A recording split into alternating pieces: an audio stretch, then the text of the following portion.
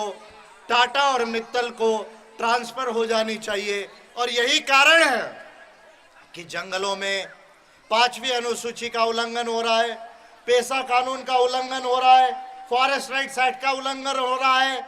13,000 करोड़ रुपया district mineral foundation में पड़ा हुआ है, जिसका खर्चा आदिवासियों के डेवलपमेंट के लिए होना चाहिए, वो अभी तक नहीं हो रहा है।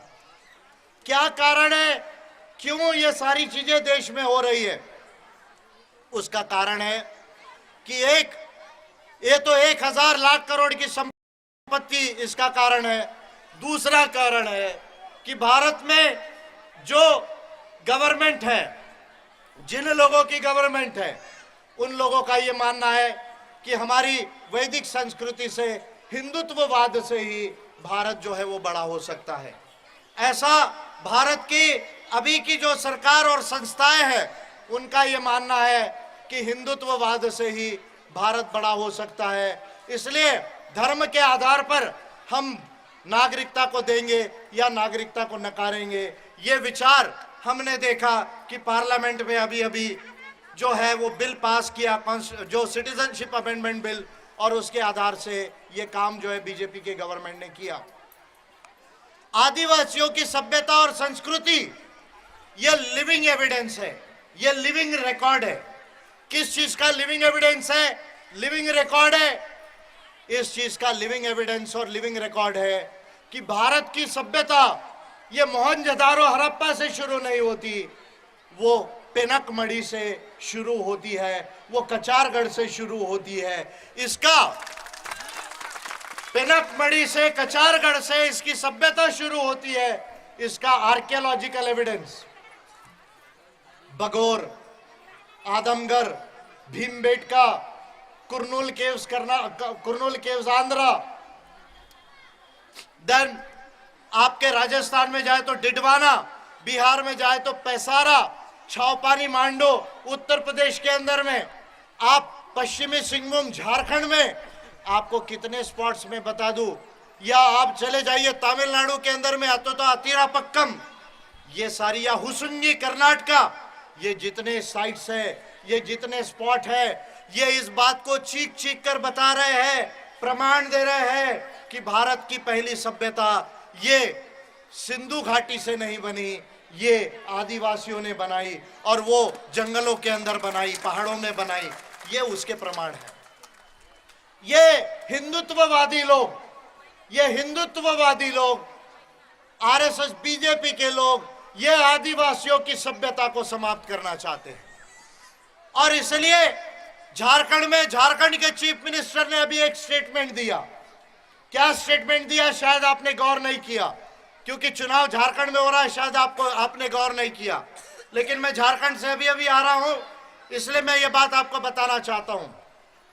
यही छत्तीसगढ़ से झारखंड में जाकर चीफ मिनिस्टर बने रघुवर दास जी ने एक स्टेटमेंट दिया। क्या स्टेटमेंट दिया?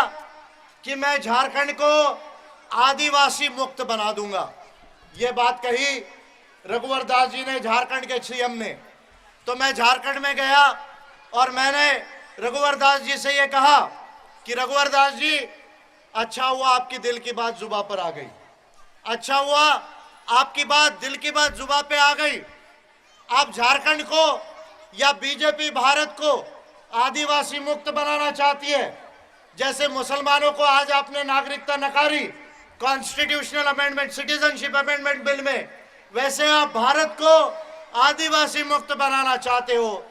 अच्छा है, आपकी दिल की बात जुबान पे आ गई। यदि आपकी मां ने आपको दूध पिलाया होगा, किसको? बीजेपी के लोगों को। यदि आपके मां ने दूध पिलाया होगा, तो आप एक कदम भारत को, छत्तीसगढ़ को या झारखंड को आदिवासी मुक्त बनाने का कदम उठाओ, और मैं पूरे भारत को, झारखंड और छत्तीसगढ़ को बीजेपी आरएसएस मुक्त बना दूंगा। ये मैंने जो है वो चैलेंज किया। अरे आप क्या आदिवासी को हटाओगे? आदिवासी को हटाते हटाते तो अंग्रेज लोगों को भी 1820 में कोलान में आदिवासी के राजाओं से जो है वो संधि करनी पड़ी, ट्रीटी करनी पड़ी। अंग्रेज लोग भी सरेंडर हो गए, आर्य लोग भी सरेंडर हो गए, तुम्हारे राजे महाराजे भी सरेंडर हो गए। अरे जो प्रकृति में पैदा हुआ है उसको आपका भगवान भी हटा नहीं सकता, उसको जो है आपका भगवान भी हटा नहीं सकता। इसलिए जो है ये फालतू की बात मत करो।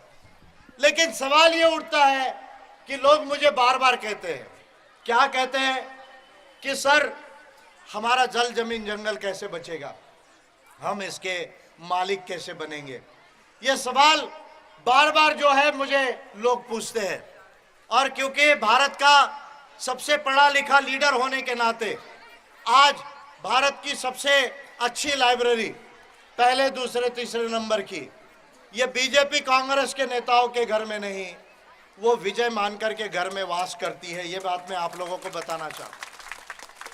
और इसलिए ये जो सवाल बार बार मुझे पूछा कि सर जल जमीन जंगल हमारा कैसे बचेगा, हम इसके मालिक तो है लेकिन थियोरी में है, प्रैक्टिकल में अभी तक हम मालिक नहीं हुए। तो ये सवाल बार बार जो है देश के आदिवासी मुझे पूछते रहे। तो हमें एक बात को समझना होगा। किस बात को समझना होगा? हमें इस बात को समझना होगा कि आज हम मानव अधिकारों के युग में जी रहे हैं। आज हम मानव अधिकारों के युग में जी रहे हैं और मानव अधिकार और संविधान के युग में हम जी रहे हैं। तो इसलिए जब तक हम मानव अधिकार और संविधान को नहीं समझेंगे और इस पर जब तक हम काम नहीं करेंगे तब तक के हम जल जमीन जंगल और अपनी संस्कृति को नहीं बचा पाएंगे। तो इसलिए मैं कुछ बातें आप लोगों को बताना जरूरी समझता हूं। किस बात को बताना जरूरी समझता हूं? कि भारत का संविधान ये अच्छा है, भारत का संविधान ये अच्छा है, लेकिन भारत का संविधान पर्याप्त नहीं है।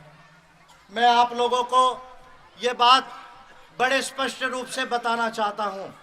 पर्टिकुलरली ह्यूमन राइट्स और इंडिजिनियस राइट्स यानी आदिवासियों के अधिकार और सभी भारतीयों के मानव अधिकारों के परिप्रेक्ष्य में मैं आपको ये बात बताना जरूरी समझता हूं कि भारत का संविधान अच्छा है, लेकिन भारत का संविधान परिपूर्ण नहीं है, पर्याप्त नहीं है।